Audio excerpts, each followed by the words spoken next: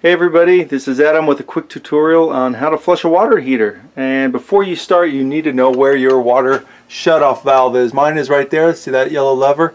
If I turn it 90 degrees, it'll shut the water off in case something bad happens while I'm doing this, if the thing falls apart and I'm getting a flood. So you want to know where to shut it off. And also here is my valve to shut the gas off. Now the manual says that you should shut the gas and the water off to flush it, and that's for more complete flush. But on an older tank, I don't really want to do that, because if I drain all the water out, the tank's going to be hot. When I put new water in, it's going to be really cold, and that temperature change can cause the metal to contract quickly, which could lower the life of this. If there's weak metal in there, it could crack it and I would have a flood. So I'm not going to do that with this one. You can do whatever you want. If you want to shut your water off and totally drain it, go for it. But just so you know, you can flush it and leave the water on. So that's what I'm going to do now. Before you start draining, you're going to need somewhere to put the water, and I'm going to dump it down this drain here. First I'm going to remove this cover, because I don't want anything obstructing it. I can shove the hose right down there and get it all out of here. So the first thing I'm going to do is turn this down to vacation mode. Next I'm going to hook up a garden hose. You should have a spigot coming out of the side of the bottom of your water heater. And put it on pretty tight. You should have a rubber O-ring in there, a little gasket.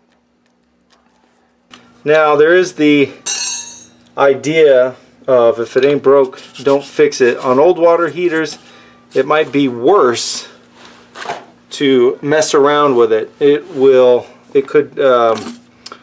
Flushing it could cause it to fail earlier. But on the same side, if it's that close to failing, wouldn't you want it to fail when it's right there in front of you, rather than when you're gone out of your house or on vacation, you come back and there's a big flood? So anyway, you decide what you want to do.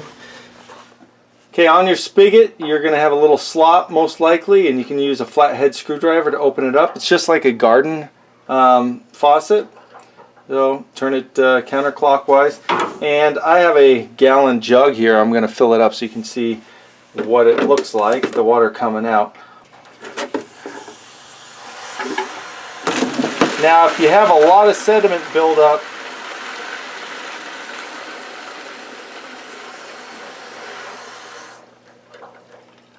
I'll turn it off again. If you have a lot of sediment buildup, you need to run this for a long time. Now this looks pretty clean. I think I flushed this tank once. So you're supposed to do it maybe once a year. Look how clean that is. Let's keep going. Let's see what we can get out of here. You know, some people don't have a drain on the floor, and you might want to put your water going outside. Don't put it on your plants. Hot water is bad for plants.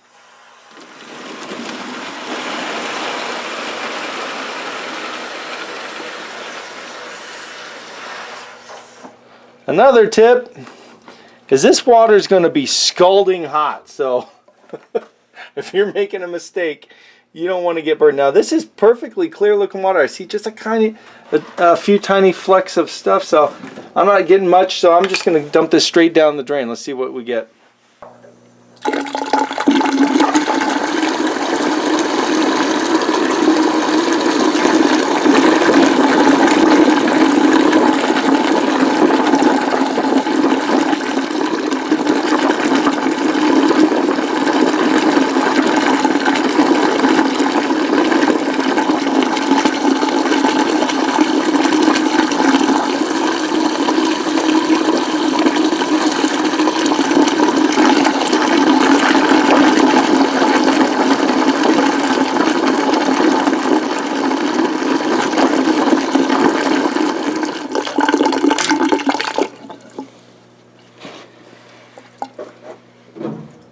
Alright, well, I'm getting nothing out of this, so I'm thinking this is good, and I'm surprised. I thought I'd get a lot more sediment. So this must be a pretty good water heater.